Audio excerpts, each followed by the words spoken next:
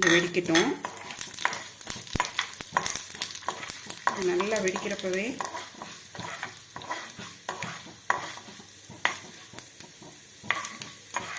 அடுத்தது நம்ம அந்த இதை போட்டுடலாம், பெருங்காயத்தை போட்டுடலாம்.